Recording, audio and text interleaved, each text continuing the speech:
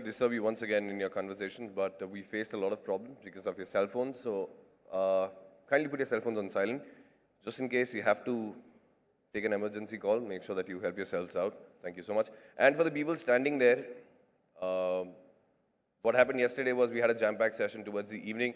People made themselves comfortable by sitting on the aisle.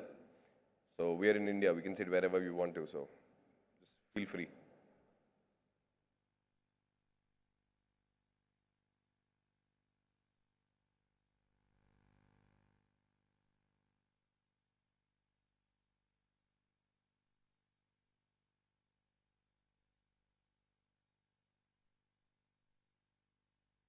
Fantastic. What's your name, my friend?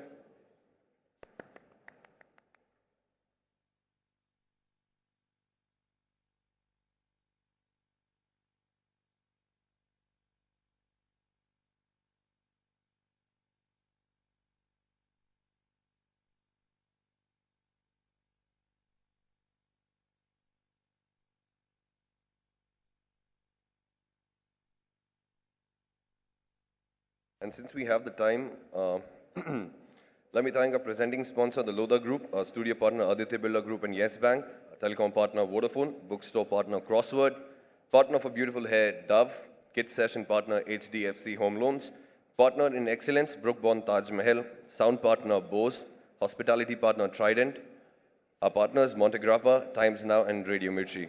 And lastly, the Times Literary Carnival is an initiative by the Times Red Cell. So if you can have an applause for all our sponsors, thank you very much for joining us and making this awesome session. Are we good to go? Okay, taken. So good evening, everyone, and this is our concluding session for today, and it's Junking the Formula.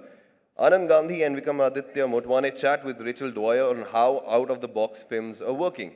So we have a panel who are going to come up here and discuss, and then we have a Q&A session so that you can probably ask all your doubts and all your questions. We've got three people who do not need any introductions because they are so very well known, but since I'm being paid, let me introduce them. Starting up with Mr. Anand Gandhi, who started writing and directing plays in school at the age of 12. At 19, he wrote a total of 100 episodes for 2 television soap operas, which went out to be the most popular show in the history of Indian television. The same year, his play Sugandhi was awarded the prestigious National Award. He made Right Here, Right Now in 2003 with Borrowed Money and Believing Friends. The film immediately achieved a cult success among Mumbai filmaholics and later backed up by its award-winning international acclaim. So when it's over, you know what to do.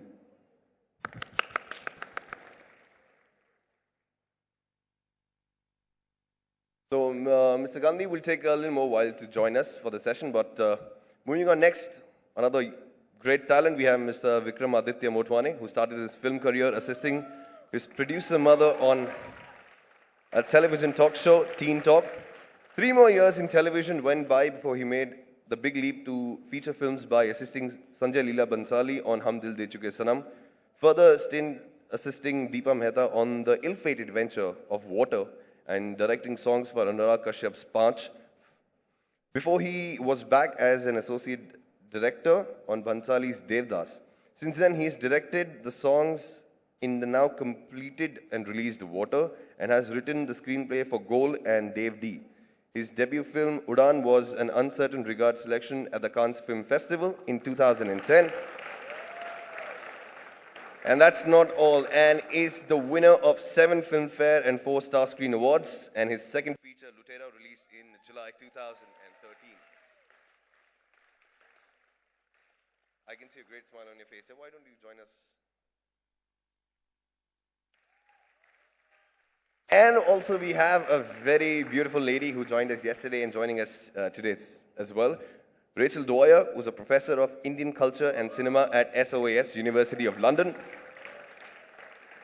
Now this specifically is something that we need to learn because she took a BA in Sanskrit at SOAS, followed by a Master in Philosophy in General Linguistics and Comparative, big word, but General Linguistics at the University of Oxford.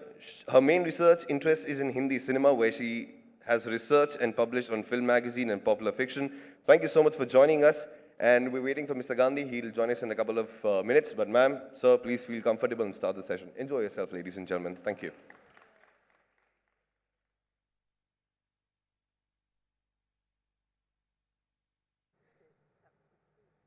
Hello? I think this is working. Yeah, this is great. I'm well aware as the moderator that people haven't really come to hear me, and so I'm hoping that Vikramaditya is going to give us some wonderful insights, because this topic today, I think, raises quite a lot of questions. And really, I think at the moment, as ever, the Indian cinema industry, while looking back on its 100 years this year, is also thinking very much about the next 100 years and how much, as Indian society has changed, how much the films themselves are changing. And one would expect, especially the changes of the last 20 years, which have been some of the most radical changes we've seen in Indian society, to be showing more in its cinema. The title uses the topic out of the box, which isn't a phrase I'm really familiar with. I'm presuming that's kind of thinking out of the box. But formula I'm more familiar with, and because you've worked in what we call mainstream cinema, now better known as Bollywood, I suppose, the idea of formula, when I used to use this term, Yash Chopra always said, if there was a formula, I'd use it because I'd always have a success. A formula is something that always works. And yet we know that the mainstream films are very precarious, they often don't work. I mean, is it fair to really say it's a formula, or are we really looking at things that might be called generic conventions, things which are distinctive features of the Indian cinema, which has made it special and kept it different, and perhaps a difference which has stopped it from being overwhelmed by Hollywood, as so many other world cinemas have been? Maybe formula is actually the wrong word. It's more like template, in the sense that, and it still exists till today. It's something that a lot of us have kind of left behind from the 90s, but we still... Anand's here.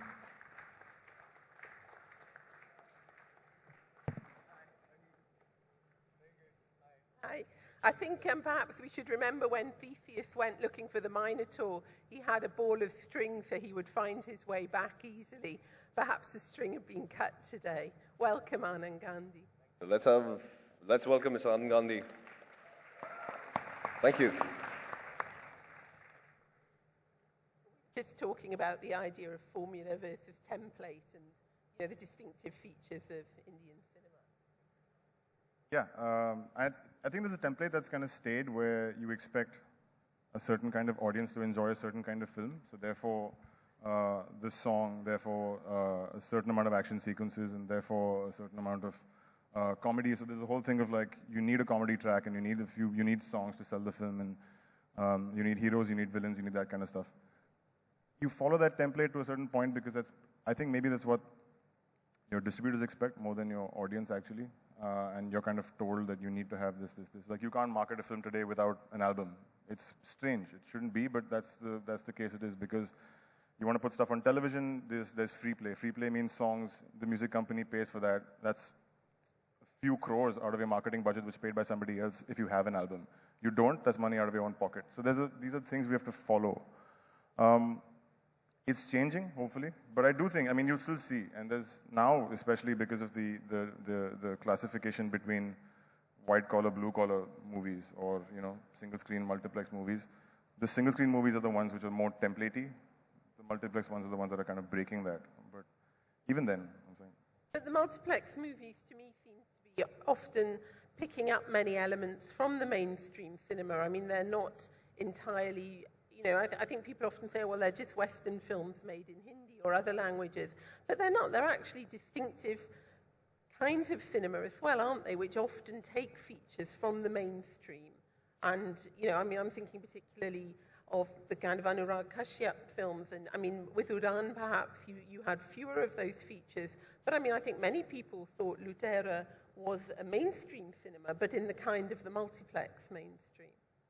Still do. I think some of it, for me personally, stems from maybe a sense of nostalgia that I have towards the movies that I grew up watching. So therefore, you feel that you like to watch songs in movies, and I think an audience generally likes that. Not so much as relief, but if you kind of work it in as a good storytelling system, in a sense, it works for me. I really like that, and so yeah, Lutera is I mean, I think Lutera is an art film in the guise of a sort of Bollywood film. No, I mean, I suppose one of the things that, well, I'm just letting Anand get his breath for a minute or two. You know, one of the things that struck me about Lutera, I mean, maybe it was because of the nostalgia, the kind of 50s world of West Bengal, and also the O. Henry story. I mean, perhaps, you know, some of, like Ritu Parno Ghosh, I was thinking one of the great losses we've had in Indian cinema recently, and yet something quite different as well. I mean, for me, film that, and the second half of that film, I mean, the parts shot in Dalhousie, I mean, they were absolutely beautiful. And, you know, using some of the conventions of the mainstream, but also bringing in your own elements. And I think any film in Bengal, you know, you always have that feeling of the shadow of Ray is in the background somehow, isn't it? There's, yeah, the shadow of Ray, the shadow of Bimal Roy. I think, well, specifically in terms of Lutera, I think there's, and I know the audience, some people like the first half better, some like the second half better. But within the Bollywood convention, I think, and coming back to your very first question, even though you follow a template, it really comes down to how well you write the script or how good your film actually is, which sort of takes it beyond. Is it like if there was a formula, it would work. It's how you use the formula, it's how you use that template, it's how you make it work for yourself. In the end, it's really as good as your script is. If your script works, the film will work. If it doesn't, it won't. And even then, even within the masala genre, I mean, you have path-breaking ones in terms of even something like Dabang or Raju's films, which definitely kind of like break through. They are formula. They're following a certain pattern. There are songs and there's this and there's that, but the uniqueness of the films makes it kind of break through, sets a trend for a bit, which will eventually come back down again. You'll wait for the next big commercial idea or the next big commercial film which takes all those elements and throws it at you with a whole new twist. And then that becomes the next big thing. And this will keep happening. It's not going to change. Let me just, now I think Anand's got his breath back. I mean, a big frustration of me was it took me so long to manage to see the film, The Ship of Theseus, but I'm glad that I did manage to see it before coming here today. And definitely the first film I've ever seen with a character in it called Charvaka. I was very struck by that because, you know, I'm originally a Sanskritist. And my interest very much in the film was, you know, you raised so many issues. I mean, so many issues across the film about the human body, about all these questions of, you know, I mean, taking the title of the film itself is when does something stop being itself and become something else? And, you know, that's always been one of the big questions in Indian philosophy, of course. You know, that in the West, Diogenes said you couldn't jump into the river twice because the water wouldn't be the same. But if you look at Buddhist and other philosophy here, you can't jump in the river twice because not only is the water different, but you are different. And, you know, I loved the way that you actually managed to get so many of those things into the film without making it issue-based in a way that would just become didactic and very boring. But the second story was the one that completely fascinated me. I mean, when you're talking about out of the box, I mean, first of all, I was like, who's this actor? Why haven't I seen him before? Where have you shot it? Where are these scenes? Could you just tell us a bit more about the making of the film?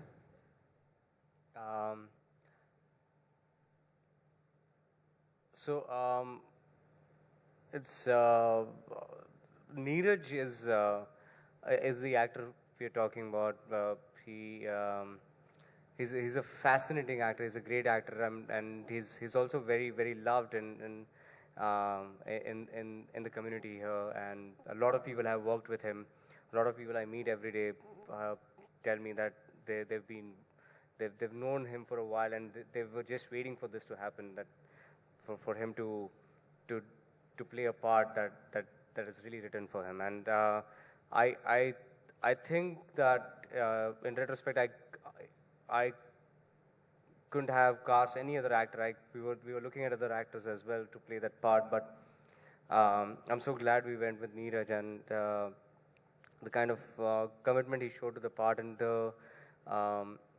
which was not only the physical commitment, which by itself was quite a bit of commitment. He had to lose about 17 to 18 kgs and in over a period of 4 months, and keep a very, very strict regime of diet and exercise, which is now in fact is having some consequences on his health, which is something we had never imagined would happen. At that time we were very proud of ourselves, of how well we managed it. We had 4 doctors round the clock working with him, but it still inadvertently ended up having some consequences on his health right now. So Neeraj showed that kind of commitment to the part. He really transformed, not only physically but also philosophically, so to say, because he kind of in the period of 5 months towards the shoot, he caught up on reading that on ideas and research and information that I had gathered, assimilated over a period of 15 years, or practically all my life. And he spent those 5 months reading up extensively on some of these ideas. He walked a lot in that period. He walked barefoot for most of the rehearsals. So he really spent a lot of time transforming himself into the part. He turned vegetarian, and the physical transformation really helped the worldview, helped him kind of stand for that worldview better. So Neeraj is a brilliant actor, and Soham is such a fabulous actor, the guy who plays the stockbroker's part. He's acting in other films that we are doing, and Aida Al-Kashaf. So all the actors were really really discoveries that I was really fortunate to have made. I was really fortunate to have met them. The process of making Ship of Theseus, there's a huge list of agendas, really. There is a huge list of things that I really wanted to do, and I'm and thank you for that compliment that it still manages not to be didactic, because that was really the nightmare. When I wrote the first draft of the script, which was hundreds of pages, and which had, for every character there were monologues that ran in pages. The nightmare I had was sitting in the theater and knowing that every character is didactic, every single word is didactic, and because that nightmare was so strong, I tried the best I could to fight against it. I'd just like to say one thing. When we talk about mainstream Hindi cinema, everybody always says song and dance. When you talk about, the multiplex or the Hatke or whatever you want to call it, cinema, people always talk about the writing. But let's think a bit more about the visuals of this cinema, because one thing that I'm starting to think is perhaps emerging is a very different visuality of cinema. The way the characters look, the way they dress, the locations, and then the actual technicalities of shots and framing. And perhaps you could say something about this. In your films, you might